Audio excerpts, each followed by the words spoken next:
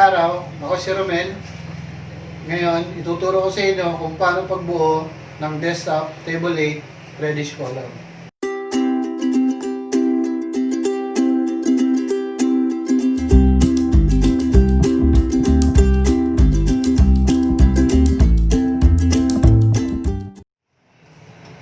So dito na lahat yung nilalaman ng box natin.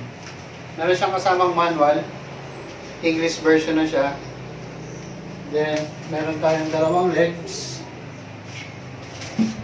sa mga drawer natin, sa mga backboard at side wall.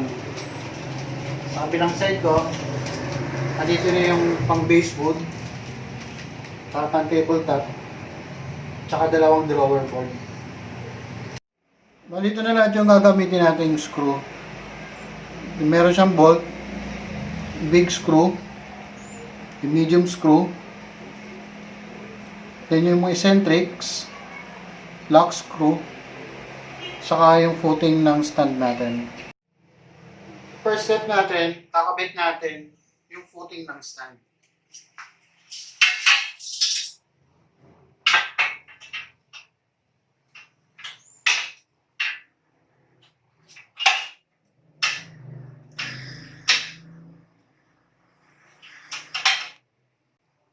Sa susunod natin kakabit yung metal bar niya dito sa foot stand. Pagkakabit niya, dito natin siya ilalagay. Then sa likod niya, make sure parehas din yung tamang butas niya.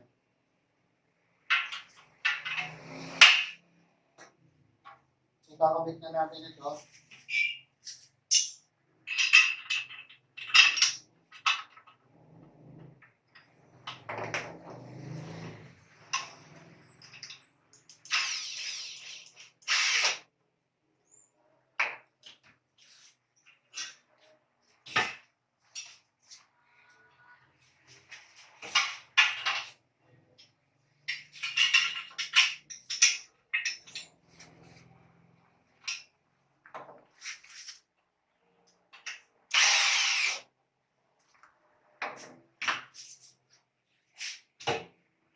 So next natin kakabit yung backboard naman para dito sa stand. So dito natin siya ikakabit.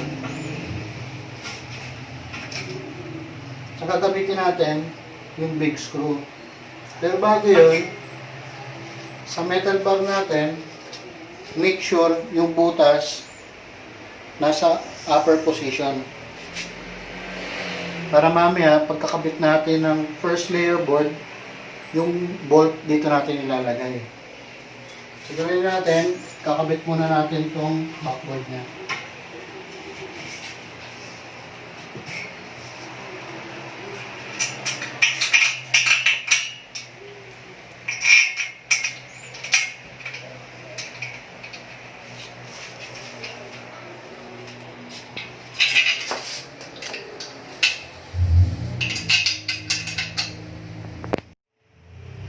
Next natin kikakabit yung first layer wood niya.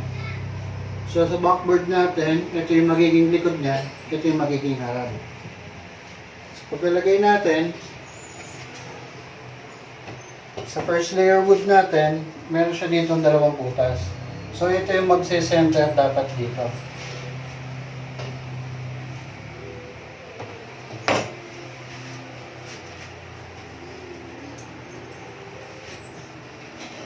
So bago natin lagyan ng bolt, yung kabilang kanto, ang importante dito, mailagay agad natin yung bolt dito sa ilalim na magkoconnect dito. Bali ito yung magiging silbing lock ng drawer natin mamaya.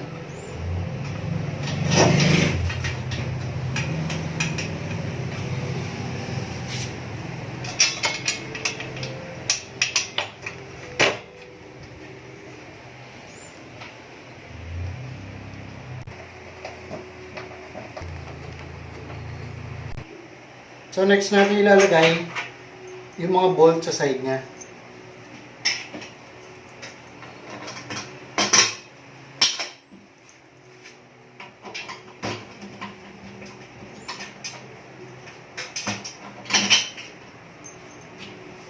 Then yung nut niya sa ilalim.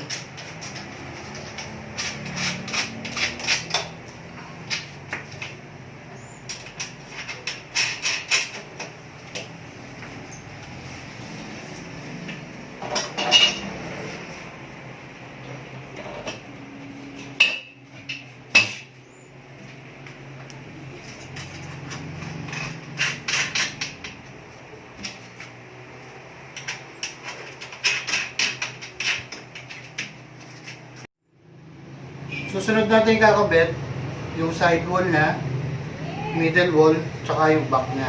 Dahil ito yung wood nila.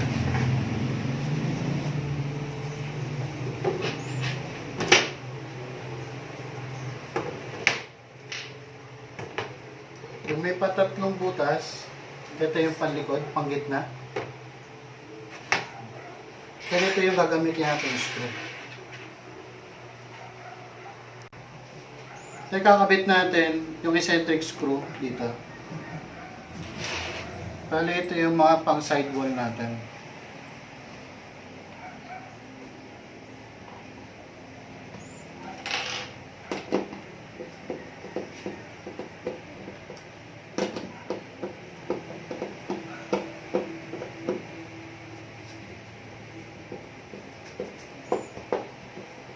So una natin kakabit sa side wall. Bali yung may hard plastic niya, dito siya naka-position. Then yung medium screw,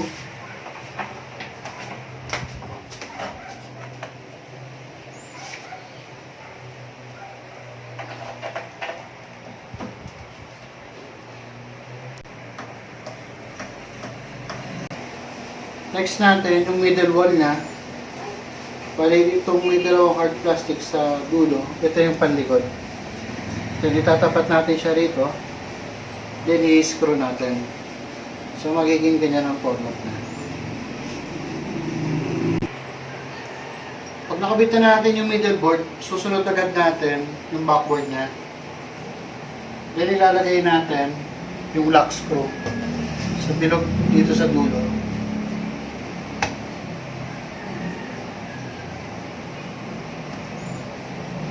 Then i-slide natin siya, papasok dito.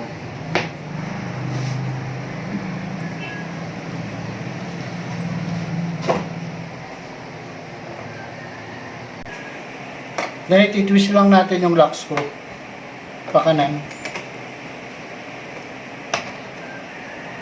para hindi na siya nahuhugot. Then next natin, medium screw dito naman sa gitna. So siya naman yung magkoconnect dito sa middle board. The next natin, lock screw ulit dito.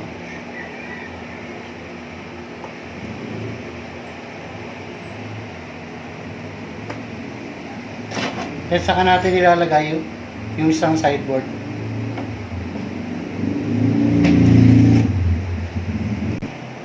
Then last natin, medium screw.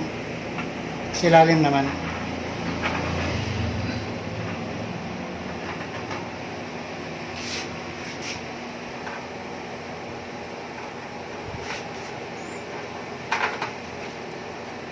Kaya saka natin sa ipitan. So paggawa na lahat yung mga wallings natin, ikakabit naman natin ulit lahat ng lock screw. So dito lang siya sa ibabaw.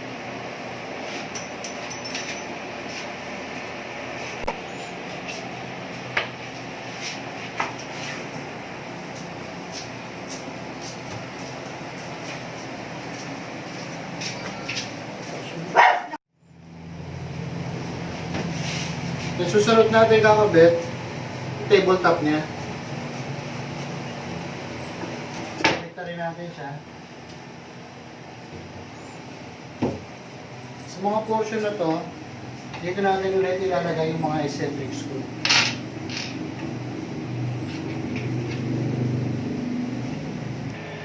So pag nakabit na natin lahat ng eccentric screw, lalagyan na natin siya dito. So yung wide gap, dapat ito yung nasa unahan. Then yung small gap dito, ito yung nasa likod. Pag nalagyan natin yung tabletop, make sure yung lock screw At i-twist natin, pahigpit. So, susunod natin bubuin yung drawer naman. So, ito yung front drawer. Then yung side niya. Then ito yung pang-back. Para mas fix siya, hindi na siya natatanggal, pwede nyo siyang i-glue. May nabibili tayong wood glue, pang kahoy talaga. Dito natin siya lalagyan.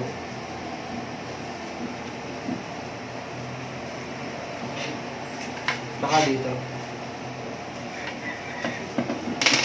Lagay muna natin yung lock screw.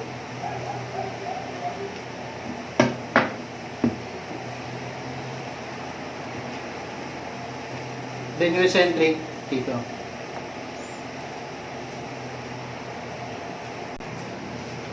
Then yung sidewall na. Make sure yung railings niya pantay dito. Then pag maglalagay ka na yung wood glue dito sa ilalim, then saka siya ilalagay.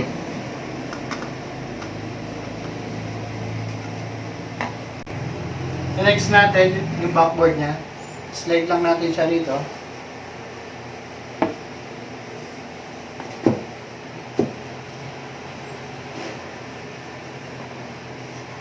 Then yung isang sidewall.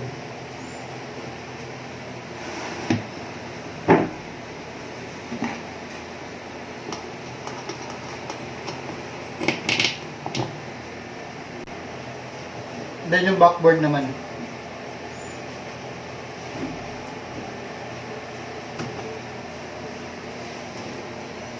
Then medium screw sa side.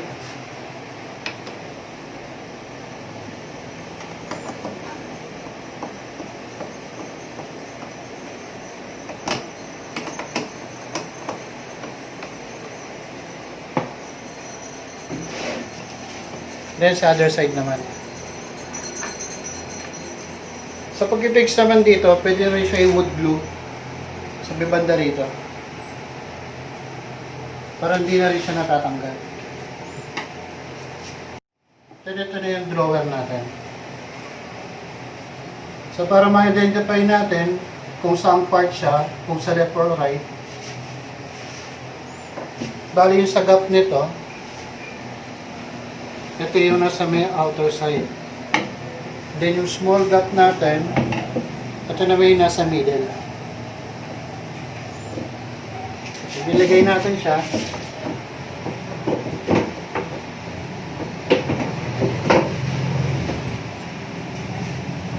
Nakapantay siya dito sa kabila.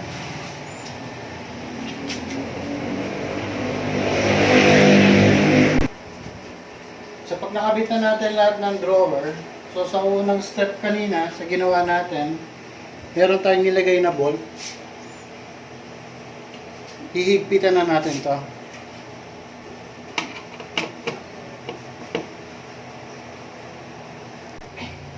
So ito na yung finished product natin. So pag naigpitan na natin yung bolt sa ilalim, yun yung magsisilbing lock na para hindi siya nabubunot.